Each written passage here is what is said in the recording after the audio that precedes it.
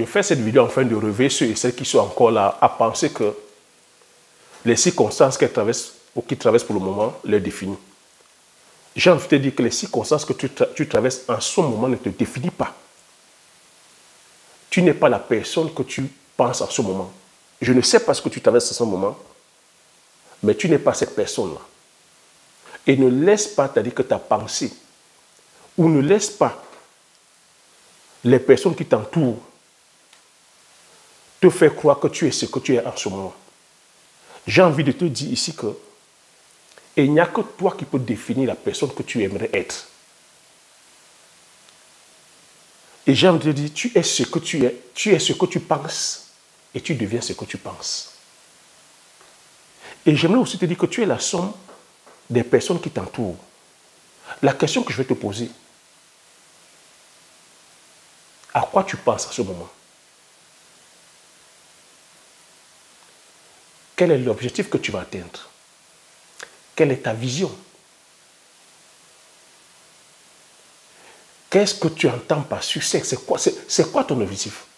Quelle est ta mission de vie? Qu'est-ce que tu aimerais accomplir en ce moment?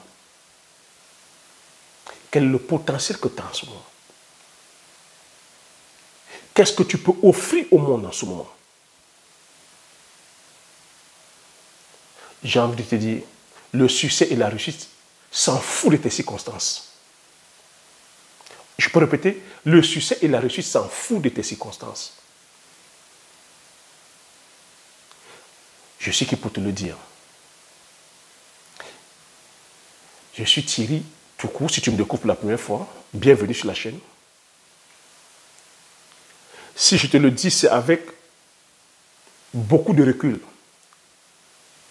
Si je te le dis, c'est parce que aujourd'hui, tel que je fais un partage d'expérience. Si je ne me limitais qu'à mes circonstances, je ne serais pas en train de partager tel qu'avec toi sur YouTube. Je ne serais pas en train de réaliser ce que nous sommes en train de réaliser aujourd'hui. Parce que si je me limitais à mes circonstances, comme j'ai coutume à dire, je serais celui-là qui serait en train de tenir le flambeau, qui serait en train de tenir même le drapeau des malheureux de ce monde. Et je serais au premier rang. Et peut-être, dans mon paradis, j'aurais raison. Je suis orphelin de père et de mère depuis l'âge de 13 ans.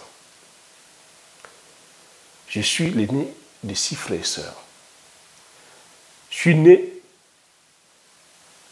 dans le continent aujourd'hui où beaucoup d'entre nous qualifions d'enfer en Afrique. Je suis né, c'est-à-dire qu'au Cameroun, un pays qui est allé s'aligner, c'est-à-dire que parmi les pays les plus pauvres, alors qu'on connaît c'est-à-dire que justement la richesse que regorge ce pays-là. Je suis né dans une famille pauvre. Est-ce que tu vois toutes ces circonstances-là? C'est des circonstances où aujourd'hui, beaucoup d'entre nous, nous faisons de ça, c'est-à-dire notre réalité. J'ai envie de te faire comprendre ici que ces circonstances-là, c'est-à-dire quoi, ne te définissent pas.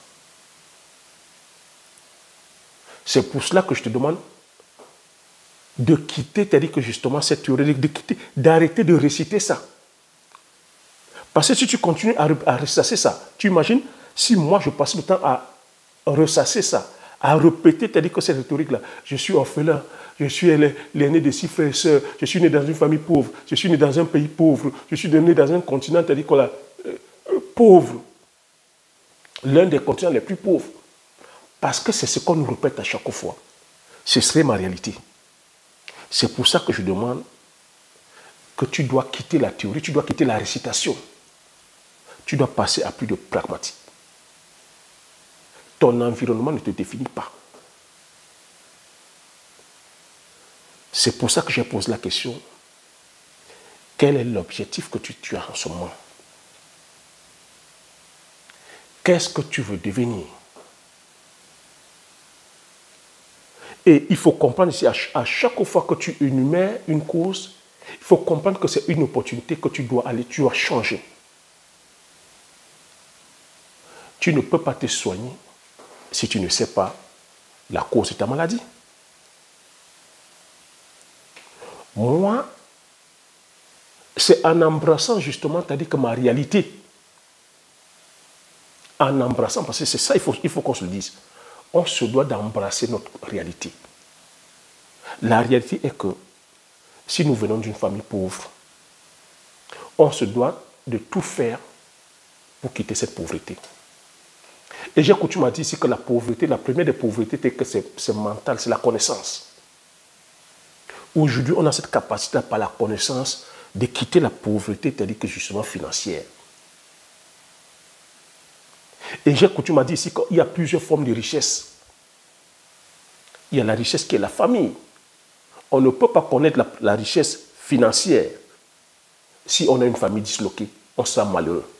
On ne peut pas connaître la richesse financière si sur le plan amoureux, on est handicapé, on se sent malheureux ou malheureuse. On ne peut pas connaître le bonheur si on est sur le plan relationnel, on est handicapé, on se sent comme malheureux. On ne peut pas connaître le bonheur si sur le plan, je veux dire, même national, il y a des conflits, on se sent malheureux. Si sur le plan, c'est-à-dire que voilà, national, il n'y a pas l'harmonie entre les peuples, avec le tribalisme, on se sent malheureux. Donc, voilà autant de choses sur lesquelles on se doit de travailler. Et est-ce que c'est à notre portée? Mais sauf que on passe le temps à réciter, on passe le temps dans la théorie, à avancer comme ça des choses qui ne nous font pas avancer, mais on ne passe pas à la pratique. On ne passe pas à la pratique. Ben, si moi je suis en train de partager avec toi aujourd'hui, c'est parce que je me suis regardé dans la glace, j'ai accepté, c'est-à-dire que ma réalité. Oui, je suis orphelin de père et de mère. Est-ce que je peux changer ça? Est-ce que je dois commencer à combattre contre l'univers? L'univers m'a ôté, c'est-à-dire que mes parents très jeunes. Est-ce que j'ai le pouvoir de pouvoir combattre contre l'univers? Est-ce que je peux faire revenir mes parents? J'ai coché, j'ai dit non, je ne peux pas. Mais qu'est-ce que je peux faire? Tout ce que je pourrais faire, c'est-à-dire qu'à mon petit niveau, c'est d'honorer la mémoire, c'est-à-dire que de mes parents. C'est d'honorer la mémoire de mes parents. Il faut bien comprendre d'où me vient le goût de l'entrepreneuriat, d'où me vient le goût de la vie. Vous connaissez les histoires de plusieurs orphelins qui ont fini comme ça, n'en a beaucoup. Je dis aussi merci, c'est-à-dire à ma famille, à mes oncles et tantes, qui nous ont donné un certain cadre. Mais vous savez aussi qu'on a comme ça, c'est-à-dire que des enfants orphelins aussi qui se retrouvent dans la rue. Parce qu'il y a un traumatisme, il y a ce fait que le manque d'affection. Mais j'ai pris en moi en disant que je vais honorer la mémoire de mes parents. En faisant quoi? En continuant à vivre et à honorer leur mémoire par des actes. Ces actes-là, aujourd'hui, c'est quoi? C'est de pouvoir, c'est-à-dire que prendre soin de mes petits frères et sœurs. De continuer aussi, c'est-à-dire qu'à leur donner un sens à leur vie. Ces actions-là, aujourd'hui, c'est quoi? C'est l'entrepreneuriat que nous sommes en train de faire ensemble. De continuer à ramener la cohésion, c'est-à-dire qu'entre nous. Mais tu vas peut-être me demander, en tant qu'orphelin, qu'est-ce qui me donne le privilège de penser que je peux venir ici en Europe? Qu'est-ce qui me donne le droit que je peux me retrouver ici en Occident? C'est le pouvoir de la pensée. C'est pour ça que je dis que tes circonstances ne te définissent pas. En tant qu'orphelin, j'ai regardé autour de moi, je me suis dit, les circonstances pour le moment au Cameroun ne me permettent pas de pouvoir donner mon plein potentiel. Je travaille, j'épargne, je n'avais qu'un petit salaire. Un petit salaire. Mais je me suis donné le droit de penser, de rêver, de dire je viens ici en Occident. Et lorsque tu as dit que je me suis donné ce droit-là, je me suis autorisé de rêver, l'univers a apporté en moi des opportunités.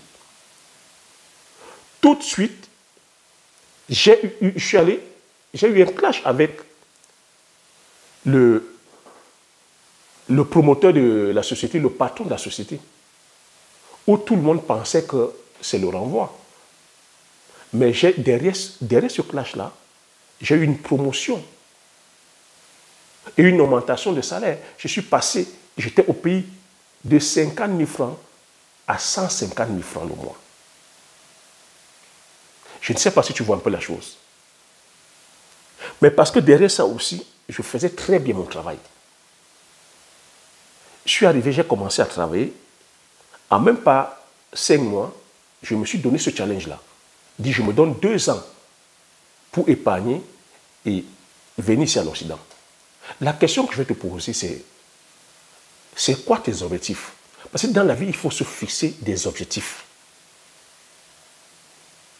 C'est comme ça que lorsque je vais voir le patron, derrière ce qui était peut-être, derrière ce que beaucoup attendaient comme le renvoi, mais j'ai eu une augmentation de 150 000. Tu vois que tout de suite, ça a augmenté, c'est-à-dire que ma paye, et ça m'a donné, c'est-à-dire que des capacités de pouvoir épargner. Je ne sais pas si tu es en train de voir, de percuter un peu la chose. Que je ne sais pas ce que tu traverses en ce moment, mais tu te dois de ne pas laisser les pensées limitantes qui te bloquent. Oh, tu as dit que je ne suis pas né dans une bonne famille. Oh, je suis pauvre. Oh, je suis orphelin. Oh, on ne m'aime pas. Oh, c'est la faute du gouvernement. Oh, c'est la faute des jaunes. Oh, c'est la faute des verts. Oh, on ne peut rien faire. Et on passe le temps comme ça dans la théorie du complot. Et c'est comme ça, on se met nous-mêmes des barrières limitantes. C'est comme ça que je fais pour arriver ici en Occident. Et quand j'arrive aussi ici en Occident, je continue à me fixer des challenges. C'est ce même challenge que je me pose. Je dis, je viens entreprendre en Afrique. Après plusieurs temps, je viens entreprendre en Afrique. Tu vois, je reviens au Cameroun. Entreprendre. Afin de pouvoir contribuer, c'est-à-dire que, voilà, auprès des personnes qui m'entourent. J'ai toujours cet objectif-là. Afin de pouvoir impacter aussi, c'est-à-dire que l'économie camerounaise, impacter nos frères et sœurs qui vont travailler sur ce projet. Tu vois que c'est un objectif qu'on se doit d'avoir. Et dans cet objectif, il faut toujours penser que c'est le collectif. On vient donner aux autres. Et dans cette vision, il n'y a pas la place à la haine. Il n'y a pas la place à la jalousie. Il n'y a pas la place au tribalisme. Il n'y a pas la place à la paresse. Il n'y a pas la place aux excuses. Il n'y a pas la place aux justifications. Il n'y a pas la place à l'amusement. Il n'y a pas la place à la distraction. On se doit de se dire, que ce soit sur le plan personnel de nos vies, que ce soit sur le plan familial, que ce soit sur le plan de nos pays, le chantier est énorme. Il y a un travail à battre. Donc c'est pour ça que je dis, on doit quitter la théorie, on doit être aujourd'hui pragmatique. On doit être dans du pratico-pratique. C'est pour ça que lorsque je fais le choix, c'est-à-dire que de l'entrepreneuriat, je fais le choix aussi d'aller vers le domaine agricole. Dans ce domaine agricole, je fais le choix de nos produits du terroir, parce que derrière, il y a aussi une idéologie. Qu'on ne doit pas aller investir ou on ne doit pas aller travailler pour les autres. Que les 1 centime que je mets, je dois me rassurer que les 1 centime là vont dans la poche d'un Camerounais ou une Camerounaise. C'est pour ça que je valorise et je vulgarise le produit du terroir, parce que la richesse doit être endogène. C'est pour ça que je valorise et je vulgarise nos artisans. Parce qu'on se doit aujourd'hui de multiplier plutôt les chaînes de valeur. C'est en faisant ça qu'on va créer la richesse. Ce n'est pas en restant dans la théorie, en restant à réciter les choses qu'il faut, on doit, il faut qu'on... Ce n'est pas avec la théorie que les choses vont avancer, chers frères et sœurs. C'est pas la pratique, le pragmatisme. Quand tu as une idée dans la tête, tu la mûris, tu dois passer à l'action. Lorsque tu as une vision, lorsque tu as un rêve, tu dois passer à l'action. Parce qu'un rêve sans action, ça reste le rêve. Ça reste le rêve. Nous avons tous le droit de rêver. Le rêve n'est pas interdit, heureusement. Mais si tu ne passes pas l'action, ça reste dans l'ordre du rêve. Et aujourd'hui, le rêve n'est pas interdit. La seule chose aujourd'hui, Dieu merci, c'est que pour l'instant, on interdit à personne de rêver. Tout ce que je partage avec toi, c'est le fruit de mon imagination.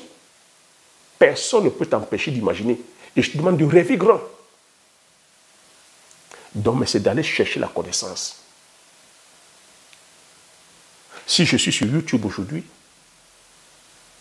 c'est pour venir t'interpeller en te disant que nous sommes capables de faire des choses. Que chacun et chacune, nous avons le potentiel. C'est pour ça que je suis venu sur YouTube, tu as vu? J'ai partagé avec toi comme ça des idées de business dans le secteur agricole. Énormément d'idées. Des idées de business dans le secteur de l'élevage. Des idées de business dans le secteur du business traditionnel. Mais en te disant, en te laissant libre cours à ton imagination, que par rapport à tes compétences, par rapport à tes sensibilités, par rapport à tes moyens, par rapport à ta zone agroécologique en ce qui concerne l'élevage ou l'agriculture, par rapport au marché, que tu choisisses une spéculation et que tu te lances. Ne fais pas partie des personnes qui sont seulement là à lire les vidéos, à regarder les vidéos sans passer à l'action. Ça ne sert à rien. Ne fais pas partie des personnes qui sont seulement là à prendre les formations sans passer à l'action. Je dis merci, bravo à ceux et celles qui prennent les formations, qui sont en train de prendre. Ceux et celles qui sont en train de prendre les formations là, sont dans l'action, passent à l'action. Ce que je constate, c'est que nous sommes une communauté où on a comme ça énormément de théoriciens. J'ai interpellé ici à maintes reprises la diaspora. Que nous avons, c'est-à-dire que l'Afrique, c'est un chantier. Des fois, c'est-à-dire qu'on m'interpelle, mais Thierry, quel est le business qui peut marcher en Afrique? J'ai dit, tout est à faire en Afrique. Tu es ici, tu peux être ingénieur, peu importe, c'est-à-dire voilà, la spécialité. Tu peux être dans l'informatique, tu peux être dans la médecine, tu peux être comptable, peu importe ton expertise, tu te dois de ramener cette expertise-là en Afrique. C'est pour ça que tu m'as vu faire des vidéos en te disant que vous n'allez pas tous aller faire l'élevage de poulets de chiens en Afrique, voyons.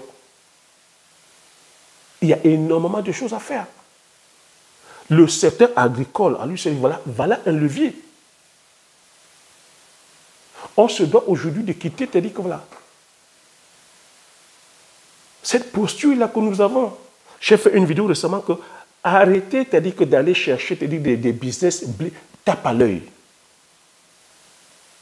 Arrêtez d'être un but de votre image. Aujourd'hui, certains sont tellement diplômés que ils ne veulent pas regarder vers le bas, aller par exemple faire un métier qui est noble comme l'agriculture. Un secteur aujourd'hui ultra rentable. Et je dis c'est le secteur qui pourra sortir comme ça l'Afrique de la pauvreté. Parce que si on va comme ça aujourd'hui, développer l'ensemble des chaînes de valeur, C'est énormément d'argent. C'est énormément d'argent. Je te le dis avec expérience. Au bout de 10 ans, mes frères et moi, nous avons pu implémenter aujourd'hui sur le domaine agricole, nous sommes sur les spéculations du palmier à huile. Nous avons 30 hectares de palmiers en production. Le palmier à huile aujourd'hui, c'est une spéculation sur laquelle on ne fait pas de commentaires. L'huile de palme, c'est-à-dire que c'est la seule huile oléagineuse aujourd'hui qui répond aux besoins mondiaux. C'est la seule huile oléagineuse aujourd'hui qui produit la plus à l'État. C'est demandé à la cosmétique, c'est demandé à l'agroalimentaire, c'est demandé dans les biocarburants.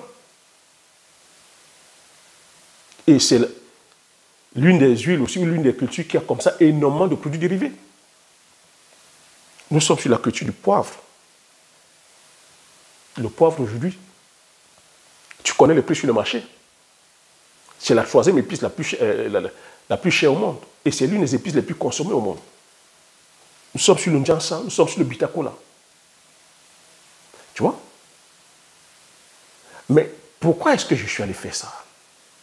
Je suis allé répondre à un besoin. Parce que tout ce que je cible là, c'est des produits, c'est-à-dire que essentiels. C'est des produits de consommation. C'est des produits sur lesquels, si on ne va pas investir massivement, ça peut créer, ce n'est même pas que ça peut, ça a déjà créé comme ça des troubles, c'est-à-dire que sur le plan, c'est-à-dire quoi, social. Les personnes ont eu à marcher au Cameroun à cause de la pénurie d'huile. Et vous voyez les tensions que nous avons aujourd'hui sur le plan, c'est-à-dire que géoéconomique. Donc on se doit, c'est-à-dire que d'aller développer ça. Et ça ne pourra que se faire par le pragmatisme, pas par le bavardage. Je suis en train de dire ici, ce n'est pas la peine de commencer à dire, ah non, on n'a pas d'argent. J'ai commencé en te disant, je suis orphelin de père et de mère. Si tu regardes cette vidéo, il y a de fortes chances qu'on vienne du même continent. Il y a de fortes chances peut-être qu'on vienne même du même pays. Mais j'ai mis de côté, c'est-à-dire que justement, ces circonstances-là, et j'ai dit, je vais aller chercher, c'est-à-dire que la solution. Je veux aussi aller être plutôt la solution au lieu d'être le problème. Je pouvais me cantonner en disant que je suis orphelin. Ce qui est vrai. Je viens d'une famille pauvre, ce qui est vrai.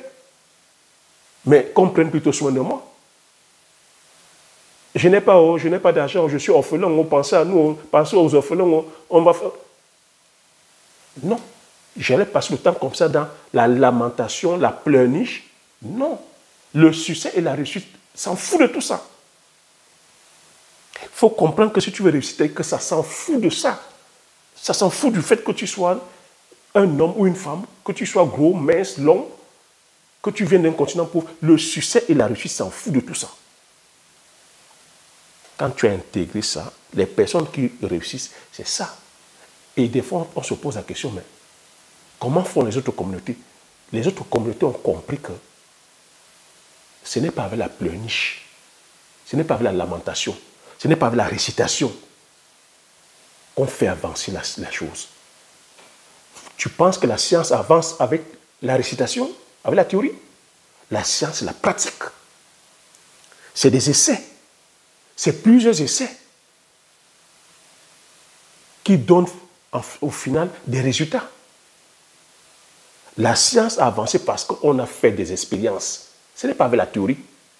On a aujourd'hui des opérations à cœur ouvert parce qu'il y a comme ça des chirurgiens qui ont pris des risques, qui ont fait des opérations à cœur ouvert, qui ont fait des tests, plusieurs tests, pour pouvoir aboutir aujourd'hui à des opérations concluantes.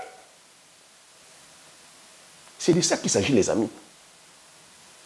C'est de ça qu'il s'agit. Et il faut comprendre que le succès ou la réussite aujourd'hui, c'est une succession de plusieurs échecs. Et succession de plusieurs échecs, c'est quand tu es dans la pratique. Tu ne peux pas être là à dire que tu vas lancer la fusée, mais dans ta tête. Tu ne peux pas dire que tu veux être riche, millionnaire ou milliardaire dans ta tête. Et nous les avons, des millionnaires et des milliardaires dans leur tête. Nous avons comme ça des inventeurs, des créateurs dans leur tête. Nous avons comme ça, c'est-à-dire que des grands experts, mais des théoriciens dans les têtes, pas de pratique. Sur cette vidéo, je voudrais te dire, on se doit aujourd'hui d'être plutôt pratico-pratique. Tu commences à ton petit niveau, tu fais des essais. Dès que c'est concluant, tu vas à grande échelle. C'est pour ça que nous avons comme ça, au moment des théoriciens, notre agriculture n'avance pas, parce qu'il faut travailler le catépia, il faut travailler les tracteurs, il faut... Mais la réalité est que, si tu m'entends le dire, c'est que si je commence à te dire qu'il faut aller travailler tu ne pourras pas commencer. Parce que ça demande énormément de moyens. Ici, en Occident, ils commencent avec des crédits de 2 millions d'euros. Tu vas rester comme ça dans la théorie, la récitation. Quand on va te dire 2 millions d'euros, tu vas mettre les mains en l'air. Oh, je n'ai pas. Quand on va te dire qu'il faut commencer avec 200 hectares, 300 hectares, tu vas mettre les mains en l'air que tu n'as pas. Alors que tu pouvais déjà commencer dès maintenant, même sur 1000 mètres carrés, commencer déjà à travailler, même s'il faut travailler là où, c'est d'être pratique, de commencer. Je demande aux Africains, aux Africaines, c'est l'action, les gars. Les Occidentaux n'ont pas commencé ici avec les tracteurs. Ils ont commencé, c'est-à-dire qu'à la charrue, ils ont commencé avec les vaches. Et on voit aujourd'hui, c'est-à-dire que les dégâts que cette agriculture industrielle intensive, mécanisée, est en train de faire à l'environnement. Ils sont en train de faire aujourd'hui machine arrière. Donc je dis à celui qui est intéressé par l'agriculture, de ne pas rester dans la théorie, de ne pas rester dans la récitation, mais c'est d'être dans la pratique, d'être pragmatique. C'est ce qui fait mon succès. C'est ce qui fait. Et j'ai dit ici que chacun a sa forme de succès. Peu importe ce que tu entends ici, c'est-à-dire que par réussite, je vais te demander d'être pragmatique. Pragmatique. D'être pratique. D'être pratico-pratique. Ce qui n'est pas notre fort dans notre communauté. Vous voyez qu'on va faire des tables rondes comme ça de 20 jours. On va faire comme ça des conférences. Tout le temps, on est dans la théorie. Nous ne sommes pas pragmatiques. Des fois, on se doit de se regarder dans la glace, que ce soit sur le plan personnel, que ce soit sur le plan collectif, de faire notre autocritique. Il ne faut pas qu'il y ait ce déni-là. Les personnes qui avancent savent prendre la responsabilité de ce qui arrive à leur vie. Oui. Si j'ai un peu de progrès comme je suis en train de voir, si j'ai le succès dans ce que je suis en train de faire, si j'ai la réussite dans ce que je suis en train de faire, oui, c'est parce que je sors de ma zone de confort. C'est parce que je prends du risque. Et aujourd'hui, tu as dit que le risque peut être contrôlé. C'est parce que tu as dit que je me forme. C'est parce que je vais vers la connaissance. Mais c'est parce que je sais, les amis. C'est parce que j'accepte aussi d'échouer. Oui, les amis. C'est parce que j'accepte d'échouer. C'est ça la règle du jeu. Et dans cette quête de réussite, on ne pleure pas. On ne se lamente pas. On ne chiale pas.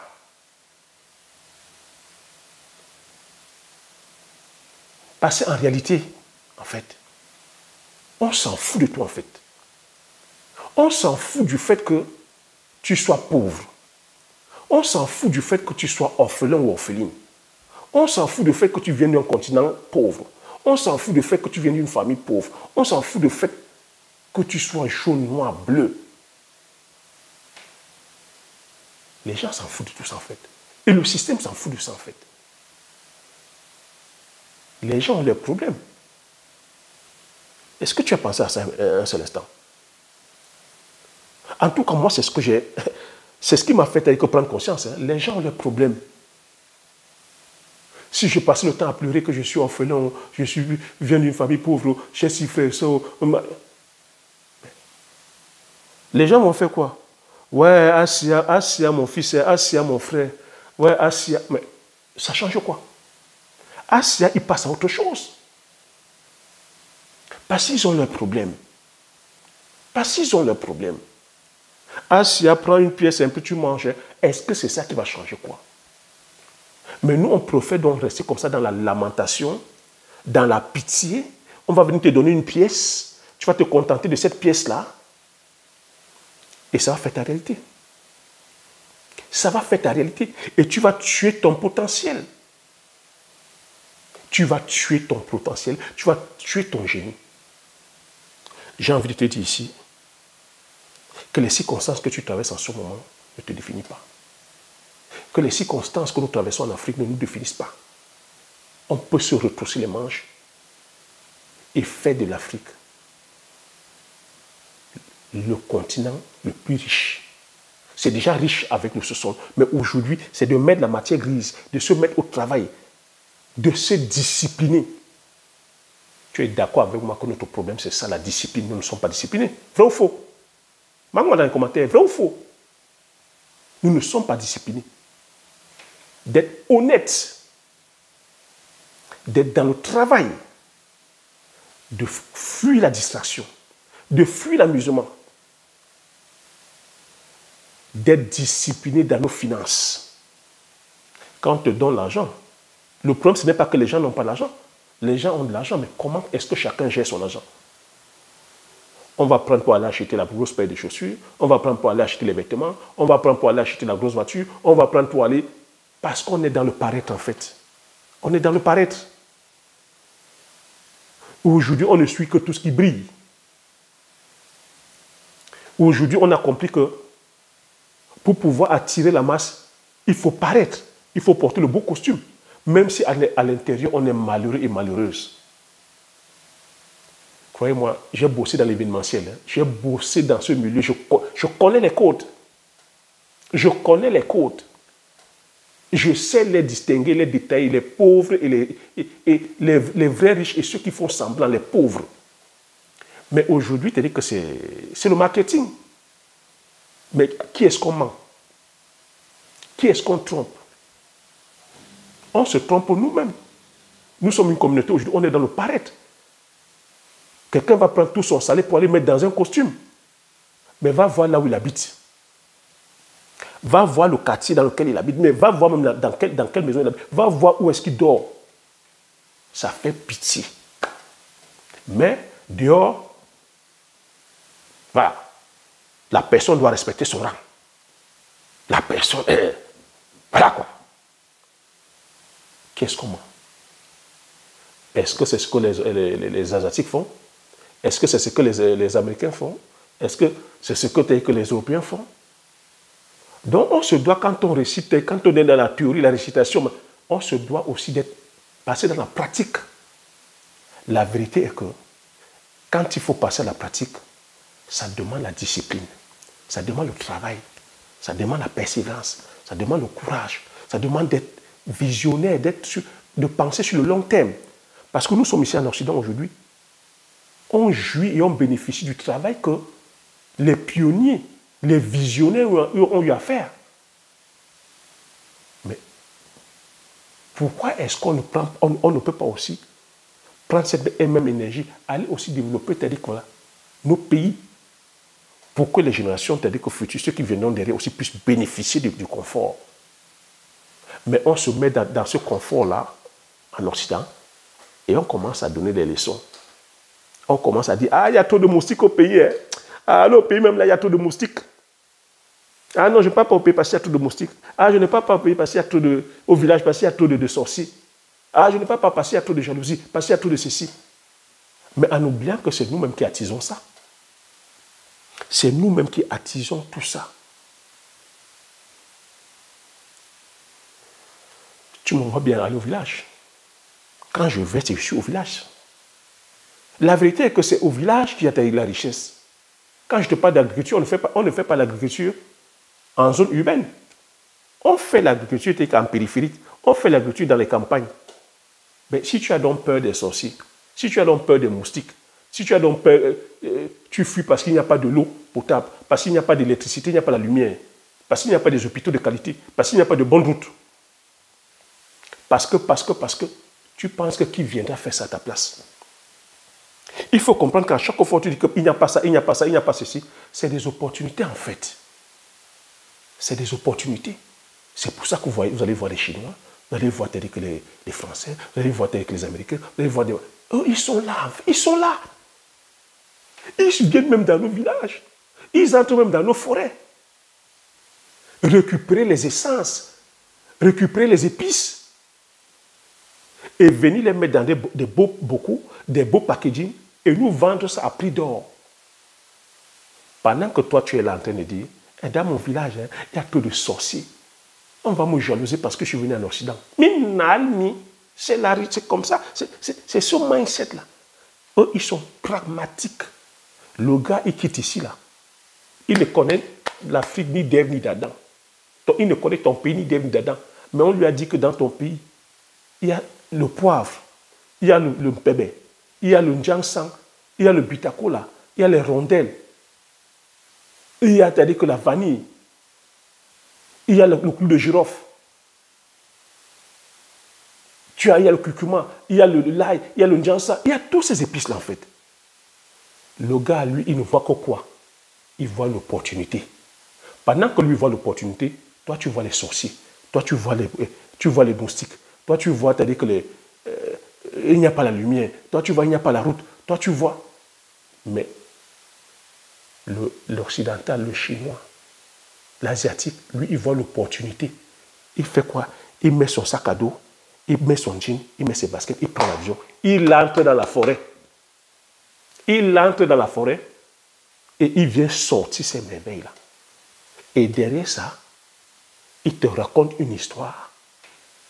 Il te raconte son histoire. Hein? Et toi, tu vas venir prendre le produit et tu vas dire, mais ils sont en train de piller, c'est-à-dire que nos richesses. Et ils sont en train de piller nos richesses. Ce sont eux qui viennent nous voler. Ce sont eux qui... Tu devrais avoir honte. On devrait avoir honte. On devrait avoir honte.